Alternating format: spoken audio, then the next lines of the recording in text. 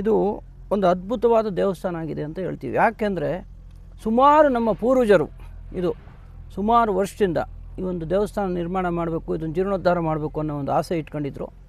ಅದು ಈಗ ಒಂದು ಸಮಯ ಕೂಡಿ ಬಂದಿದೆ. ಮತ್ತು ಈ 21 ಅಂದರೆ ನಾಳೆ ಬುಧವಾರದಿಂದ ನಮ್ಮ ಕಾರ್ಯಕ್ರಮಗಳು ಪ್ರಾರಂಭ ಆಗುತ್ತೆ. ಬುಧವಾರ ಗುರುವಾರ ಎಲ್ಲ ಹೋಮ ಹವನಾದಿಗಳು ನಡೀತದೆ. 23 ಬೆಳಗ್ಗೆ ಬ್ರಾಹ್ಮಿ ಮುಹೂರ್ತದಲ್ಲಿ ಅಂಬಾಭವಾನಿ ಅಮ್ಮನವರ ಪುನರ್ ಪ್ರತಿಷ್ಠಾಪನೆ ನಡೀತದೆ. ಅದಕ್ಕೆ ಎಲ್ಲ ಸಮಸ್ತ ಭಕ್ತಾದಿಗಳು ಮತ್ತು ನಮ್ಮ ಏನು ಈ ದಾನಿಗಳಿದ್ದಾರೆ, ನಮ್ಮ ದೇವಸ್ಥಾನಕ್ಕೆ ದಾನಿಗಳು ಕೊಟ್ಟಿದ್ದಾರೆ, ಅವರು ಎಲ್ಲ ಈ ಒಂದು ದೇವಸ್ಥಾನಕ್ಕೆ ಯಾರು ಶ್ರಮೆಪಟ್ಟು ಕೆಲಸ ಮಾಡಿದ್ದಾರೆ ಎಲ್ಲರೂ ಬಂದು ಅಮ್ಮನ ಆಶೀರ್ವಾದ ಪಡಿಬೇಕು ಅಂತ ನಮ್ಮ ಮನವಿ. ಎರಡನೇದಾಗಿ 23ನೇ 10 ಗಂಟೆಗೆ ಈ ಒಂದು ವೇದಿಕೆ ಮೇಲೆ ಈ ಜಾಗ ನೀಡಿರುವಂಥ ಮೈಸೂರು ಮಹಾರಾಜರ ಸಂಸ್ಥಾನದವರು ಯದುವೀರ್ ಮಹಾರಾಜರವರು ಬರ್ತಿದ್ದಾರೆ. ಅದೇ ಥರ ನಮ್ಮ ಶೃಂಗೇರಿ ಜಗದ್ಗುರುಗಳು ಸಹ ಬರ್ತೀವಿ ಅಂತ ಹೇಳಿದ್ದಾರೆ ಅವರು. ಯಾಕೆಂದರೆ ಇದು ಮಾಘ ಪಂಚಮಿ ಇರೋದ್ರಿಂದ ಅಕಸ್ಮಾತ್ ಈ ಸಾರಿ ಬರೋಕ್ಕಾಗಿಲ್ಲ ಅಂದರೆ ನಾವು ಇನ್ನೊಂದು ಸಾರಿ ಸಿರಾಗಿ ಬಂದು ಅಮ್ಮನವ್ರಿಗೆ ನಮ್ಮ ಒಂದು ದಿವ್ಯ ಸಾನ್ನಿಧ್ಯಕ್ಕೆ ಒಂದು ಆಶೀರ್ವಾದ ಮಾಡ್ತೀವಿ ಅಂತ ಹೇಳಿದ್ದಾರೆ. ಅದೇ ಥರ ನಮ್ಮ ಜಪಾನಂದ ಸ್ವಾಮಿಗಳು ನಿಮಗೆಲ್ಲ ಗೊತ್ತಿದೆ. ರಾಮಕೃಷ್ಣಾಶ್ರಮ ಜಪಾನಂದ ಸ್ವಾಮಿಗಳು ಅಂದರೆ ಅವರು ಪುಣ್ಯ ಕಾರ್ಯಗಳಿಗೆ ಮತ್ತು ಒಂದು ಒಳ್ಳೆ ಎಲ್ಲಿ ಕಷ್ಟ ಇರುತ್ತೋ ಅಲ್ಲಿಗೆ ಹೋಗಿ ನಿಂತ್ಕೊಂತಾರೆ. ಫಸ್ಟು ಜಪಾನಂದ ಸ್ವಾಮಿಗಳ ಬಗ್ಗೆ ತಮ್ಮ ಮಿತ್ರ ಪತ್ರಕರ್ತರಿಗೆಲ್ಲ ಅವ್ರ ಬಗ್ಗೆ ಚೆನ್ನಾಗಿ ತಿಳಿದಿರುತ್ತೆ. ಅವ್ರನ್ನ ನಾನು ವಿಸ್ತಾರವಾಗಿ ಹೇಳೋವಂಥ ಇದಿರಲ್ಲ. ಅದೇ ಥರ ನಮ್ಮ ಇವರು ಮಂಜುನಾಥ ಸ್ವಾಮಿಗಳು ಮರಾಠ ಸಮಾಜದ ಅವರು ಸಂಸ್ಥಾನದ ಸ್ವಾಮಿಗಳಾಗಿದ್ದಾರೆ, ಅವರು ಸಹ ಬರ್ತಿದ್ದಾರೆ.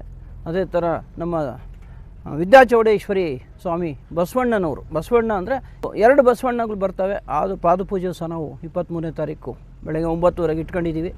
ಅದೇ ಥರ ಈ ವೇದಿಕೆ ಕಾರ್ಯಕ್ರಮ ಅವತ್ತು ಇಡೀ ದಿವಸ ನಡೆಯುತ್ತೆ.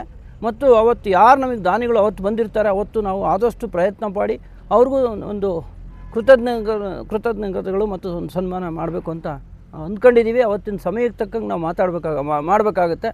24ನೇ ತಾರೀಕು ನಮ್ಮ ಬೆಂಗಳೂರು ಜಿ ಸಿ ಬೈನವ್ರ ಕುಟುಂಬದವರು ಮೊದಲು ಇತ್ತು ದೇವಸ್ಥಾನ, ಆಂಜನೇಯ ಸ್ವಾಮಿ ದೇವಸ್ಥಾನ ಇತ್ತು.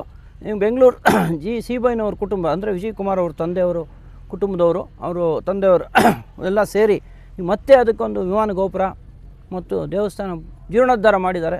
ಸೊ ಅದರದ್ದು ಶ್ರೀರಾಮರ ಪ್ರತಿಷ್ಠಾಪನೆ ನಮ್ಮದು ಶನಿವಾರ ಬೆಳಗ್ಗೆ 8 ಗಂಟೆಗಿರುತ್ತೆ. ಅದಕ್ಕೂ ಸಹ ಎಲ್ಲ ಭಕ್ತಾದಿಗಳು ಸಮಸ್ತ ಕುಲಬಾಂಧವರು ಬಂದು ಭಾಗವಹಿಸಿ ಆ ಒಂದು ದಿವ್ಯ ದರ್ಶನ ನೋಡಿ ಕಣ್ಣು ತುಂಬ್ಕೋಬೇಕು. ಅದೇ ಥರ 25 ಬೆಳಗ್ಗೆ 10 ಗಂಟೆಗೆ ನಮ್ಮ ಬ್ರಹ್ಮಕಳಸದ ಕಾರ್ಯಕ್ರಮ ಇರ್ತದೆ. ಅದು ಸಹ ವಿಶೇಷ ಕಾರ್ಯಕ್ರಮ. ಯಾವುದೇ ದೇವಸ್ಥಾನ ಕಟ್ಟಲಿ ಬ್ರಹ್ಮಕಳಸ ಮತ್ತು ತುಂಬ ವಿಶೇಷವಾಗಿರುತ್ತೆ. ಆ ಒಂದು ಕಾರ್ಯಕ್ರಮಕ್ಕೂ ಸಹ ಎಲ್ಲರೂ ಬಂದು ಭಾಗವಹಿಸಿ ಅದರದ್ದೊಂದು ಪುಣ್ಯ ಬರಲಿ ಅಂತ ನಾವು ಬೇಡ್ಕೊತೀವಿ. ಅದೇ ಥರ ಸಾಯಂಕಾಲ 4 ಗಂಟೆಗೆ 29ನೇ ವಾರ್ಷಿಕೋತ್ಸವಕ್ಕೆ ಅಮ್ಮನವರ ರಾಜಬೀದಿಗಳಲ್ಲಿ ಉತ್ಸವನ ನಾವು ಹಮ್ಮಿಕೊಂಡಿದ್ದೀವಿ. ಅದು ಸಹ ಈ ವರ್ಷ ಅಂದರೆ ನಾವು 28ನೇ ವಾರ್ಷಿಕೋತ್ಸವದಲ್ಲಿ ನಮ್ಮ ಇಡೀ ರಾಜ್ಯದ ಜನತೆಗೆ ಒಂದು ಮಾತು ಕೊಟ್ಟಿದ್ವಿ. ಏನು ಹೇಳಿದ್ವಿ ನೋಡಿ, ಎಲ್ಲರೂ ಒಗ್ಗಟ್ಟಾಗಿ ಸೇರಿ 29ನೇ ವಾರ್ಷಿಕೋತ್ಸವದೊಳಗಾಗಿ ದೇವಸ್ಥಾನ ನಿರ್ಮಾಣ ಮಾಡಿ 29ನೇ ವಾರ್ಷಿಕೋತ್ಸವದಿಂದ ಸಂಭ್ರಮದಿಂದ ಒಂದು ಆಚರಣೆ ಮಾಡೋಣ ವಾರ್ಷಿಕೋತ್ಸವ. ಅಮ್ಮನವರ ಕೃಪೆ ಮತ್ತು ತಿರುಪತಿ ತಿಮ್ಮಪ್ಪನ ಕೃಪೆ ಇದ್ದರೆ ಇದಾಗುತ್ತೆ ಅಂತ ನಾವು ಹೇಳಿದ್ವಿ. ಅದೇ ಪ್ರಕಾರವಾಗಿ ಈ ಒಂದು ಯಾರೂ ನಂಬಲ್ಲ. 1 ವರ್ಷದಲ್ಲಿ ನಾವು 11 ತಿಂಗಳಲ್ಲಿ ಕಲ್ಲಿನ ದೇವಸ್ಥಾನ ಕಟ್ಟಿದ್ದೀವಿ ಅಂದರೆ ಎಲ್ಲೂ ಯಾರೂ ನಂಬೋಕ್ಕಾಗ್ತಾಯಿಲ್ಲ. ಸಾಧ್ಯನೇ ಇಲ್ಲ ಸರ್. ಹೆಂಗೆ ಸರ್ 2 ವರ್ಷ 3 ವರ್ಷ 4 ವರ್ಷ 5 ವರ್ಷ ಆದರೂ ಕಲ್ಲಿನ ದೇವಸ್ಥಾನ ಪೂರ್ಣ ಆಗಲ್ಲ, ಅದು ಹೆಂಗೆ ನೀವು ಸಾಧ್ಯ ಅಂತ ಹೇಳ್ತೀರ? ನಮಗೂ ಗೊತ್ತಿಲ್ಲ. ಅಮ್ಮ ಎದುರಿಗೆ ಕೂತ್ಬಿಟ್ಟಿದ್ದಾರೆ, ದೇವಸ್ಥಾನದ ಎದುರುಗಡೆ ಕೂತಿದ್ದಾರೆ, ಕೂತು ಅವ್ರು ಕಟ್ಸ್ಕೊಂಡಿದ್ದಾರೆ ಅಂತ ಹೇಳೋಕ್ಕೆ ಇಷ್ಟಪಡ್ತೀವಿ. ಅದೇ ಥರ ಎಲ್ಲ ಮತ್ತು ಸುಮಾರು ಒಂದು 10,000 ಜನ ಅಂದರೆ 21ರಿಂದ 25ನೇ ತಾರೀಕುವರೆಗೂ ಒಂದು 15ರಿಂದ 20,000 ಜನ ಬರ್ಬೋದು ಅಂತ ನಿರೀಕ್ಷೆ ಮಾಡಿದ್ದೀವಿ. ಅದಕ್ಕೆ ವ್ಯವಸ್ಥೆನೂ ಮಾಡ್ಕೊಂಡಿದ್ದೀವಿ. ಭಗವಂತ ಈ ಕಾರ್ಯಕ್ರಮಗಳೆಲ್ಲ ನಡೆಸ್ಕೊಡ್ಬೇಕು. ನೀವೆಲ್ಲ ಮಿತ್ರರು ಬಂದು ಇದರಲ್ಲಿ ಭಾಗವಹಿಸಬೇಕು. ಎಲ್ಲ ಕಾರ್ಯಕ್ರಮದಲ್ಲೂ ಚೆನ್ನಾಗಿ ನಡೀಲಿ. ಇಲ್ಲಿ ಅನ್ನ ಸಂತರ್ಪಣೆ ಮತ್ತು ಈ ಪುಣ್ಯದ ಕಾರ್ಯ ಚೆನ್ನಾಗಿ ನಡೀಲಿ ಅಂತ ಹೇಳೋಕ್ಕೆ ಇಷ್ಟಪಡ್ತೀವಿ. ಸಮಸ್ತ ಸಿರಾ ತಾಲೂಕಿನ ಜನತೆ ಈ ಒಂದು ಐತಿಹಾಸಿಕ ಧಾರ್ಮಿಕ ಕಾರ್ಯಕ್ರಮವನ್ನು ಕಣ್ತುಂಬಿಸ್ಕೋಬೇಕು. ಜಾತ್ಯತೀತವಾಗಿ, ಪಕ್ಷಾತೀತವಾಗಿ, ಧರ್ಮಾತೀತವಾಗಿ ಈ ಒಂದು ಕ್ಷೇತ್ರಕ್ಕೆ ಬಂದು ಅಮ್ಮನವರ ದರ್ಶನ ಪಡ್ಕೊಂಡು ಕಾರ್ಯಕ್ರಮವನ್ನು ಕಣ್ತುಂಬಿಸ್ಕೊಂಡು ಅತ್ಯಂತ ಯಶಸ್ವಿಯಾಗಿ ನಡೆಸ್ಕೊಳ್ಬೇಕು. ವಿಶೇಷ ಅಂದರೆ ಈ ಅಷ್ಟು ದಿವಸ ಅಂದರೆ 3 ದಿವಸ 5 ದಿವಸವೂ ಇರ್ತದೆ. ವಿಶೇಷವಾಗಿ 3 ದಿವಸ ಮಧ್ಯಾಹ್ನ ಅನ್ನ ಸಂತರ್ಪಣೆ ವ್ಯವಸ್ಥೆ ಇರುತ್ತೆ. ಅದು ಮುಕ್ತ ಅವಕಾಶ ಇರ್ತದೆ. ಈ ಮೂಲಕ ಎಲ್ಲ ಭಕ್ತಾದಿಗಳು ಬೆಳಿಗ್ಗೆ ಪ್ರಸಾದ ವ್ಯವಸ್ಥೆ, ಮಧ್ಯಾಹ್ನ ಊಟದ ವ್ಯವಸ್ಥೆ ಇರುತ್ತೆ. ಹಾಗಾಗಿ ಬಂದ ಎಲ್ಲ ಭಕ್ತಾದಿಗಳು ನಿರಂತರ ಪ್ರಸಾದ ವ್ಯವಸ್ಥೆ ಇರುತ್ತೆ, ಅದನ್ನು ಸದ್ಬಳಕೆ ಮಾಡ್ಕೋಬೇಕು. ಮತ್ತು ಕೊನೆಯ ದಿನ ಅಮ್ಮನವರ ವಾರ್ಷಿಕೋತ್ಸವದ ಭವ್ಯವಾದ ರಾಜಬೀದಿಗಳಲ್ಲಿ ಮೆರವಣಿಗೆ ಇದೆ.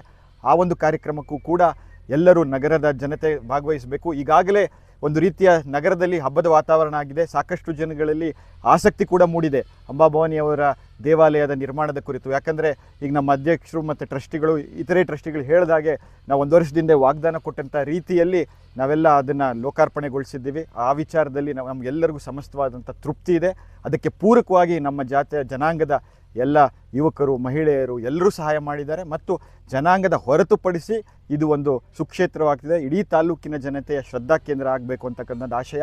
ಅದೇ ರೀತಿ ಸಮಸ್ತ ಜಾತಿಯ ಜನಾಂಗದವರು ಈಗಾಗಲೇ 1 ವಾರದಿಂದ ನಿರಂತರವಾಗಿ ನಡೆಯಿರ್ತಕ್ಕಂಥ ಕಾರ್ಯಕ್ರಮಗಳ ಕುರಿತು ಬಂದು ನೋಡಿ ಒಂದು ಆಸಕ್ತಿ ಹುಟ್ಟಿದೆ. ಹಾಗಾಗಿ ನಿಮ್ಮ ವಾಹಿನಿಗಳ ಮೂಲಕ ಇದು ಇನ್ನೂ ಹೆಚ್ಚು ತಲುಪಿ ಹೆಚ್ಚಿನ ಭಕ್ತಾದಿಗಳು ಬಂದು ಹೋಗಬೇಕು. ಅದೇ ರೀತಿ ಈ ಒಂದು ಸುಸಂದರ್ಭದ ಸಮಯದಲ್ಲಿ ನಾವೆಲ್ಲ ಹಿರಿಯರನ್ನು ನೆನೆಸ್ಕೋಬೇಕು. ಈಗಾಗಲೇ ಇಂದಿನ ಪೀಳಿಗೆಗೆ ಎಷ್ಟು ಶ್ರಮವಹಿಸಿ ದೇವಾಲಯ ಕಟ್ಟಿದ್ದಾರೆ ಅಂತ ಹೇಳಿದ್ರು. ಅದೇ ರೀತಿ ಅನೇಕ ಜನ ಹಿರಿಯರು ತ್ಯಾಗ ಮಾಡಿ ಈ ಒಂದು ದೇವಾಲಯ ನಿರ್ಮಾಣಕ್ಕೆ ಯಾವುದೇ ಒಂದು ವಿಚಾರಗಳಲ್ಲಿ ಏನೇ ಅಡೆತಡೆಗಳಿದ್ದರೂ ಅವನ್ನೆಲ್ಲ ನಿವಾರಣೆ ಮಾಡಿ ಇವಾಗ ಸುಸ್ಥಿರವಾದಂಥ ಅಡಿಪಾಯ ಹಾಕ್ಕೊಟ್ಟಿದ್ದಾರೆ. ಅದರ ಮೇಲೆ ನಾವು ಇವತ್ತು ಭವ್ಯವಾದ ಮಂದಿರವನ್ನು ಕಟ್ತಾ ಇದ್ದೀವಿ. ಆ ವಿಚಾರದಲ್ಲಿ ನಮ್ಮ ಸಮಸ್ತ ಟ್ರಸ್ಟ್ಗೆ, ಸಮಸ್ತ ಜನತೆಗೆ ಒಂದು ಕೊಟ್ಟ ಮಾತಿನಂತೆ ನಡ್ಕೊಂಡ್ವಿ ಅಂತಕ್ಕಂಥ ತೃಪ್ತಿ ಇದೆ. ಹಾಗಾಗಿ ಮತ್ತೊಮ್ಮೆ ನಾನೆಲ್ಲರಿಗೂ ಸಿರಾ ತಾಲೂಕಿನ ಜನತೆ, ಜಿಲ್ಲೆಯ ಜನತೆ, ನಾಡಿನ ಜನತೆ ಎಲ್ಲರೂ ಈ ನಾಳಿನ 3-5 ದಿನಗಳ ಕಾರ್ಯಕ್ರಮ ಭಾಗವಹಿಸಬೇಕು ಅಂತ ಮತ್ತೊಮ್ಮೆ ಪ್ರಾರ್ಥನೆ ಮಾಡಿ ನನ್ನ ಮಾತನ್ನು ಮುಗಿಸ್ತೇನೆ. ನಾ ಏನೇನೋ ಮಾಡಿದೆ, ಬೆಳಗ್ಗೆ ರಾತ್ರಿ ಎಲ್ಲ ವಾಕ್ ಮಾಡಿದೆ, ಬೆಳಗ್ಗೆ ರಾತ್ರಿ ಎಲ್ಲ ಮೆಡಿಸನ್ ತೊಗೊಂಡೆ, ಆದರೂ ನನ್ನ ದೇಹದಲ್ಲಿರೋ ಸಕ್ಕರೆ ಹತೋಟಿಗೆ ಬರ್ತಿಲ್ಲ ಅಂದರೆ ಯಾಕ್ರಿ ಯೋಚನೆ ಮಾಡ್ತೀರಾ? ಚೀನಿ ಶುಗರ್ ಆಮ್ಲನ 3 ತಿಂಗಳು ನಿರಂತರವಾಗಿ ತಗೊಳ್ಳಿ, ನಿಮ್ಮ ದೇಹದಲ್ಲಿರೋ ಸಕ್ಕರೆ ಖಂಡಿತವಾಗ್ಲೂ ಹತೋಟಿಗೆ ಬರುತ್ತೆ. ಆಮೇಲೆ ನಾನೇ ಬಂದು ನಿಮ್ಮನ್ನು ಭೇಟಿ ಮಾಡ್ತೀನಿ.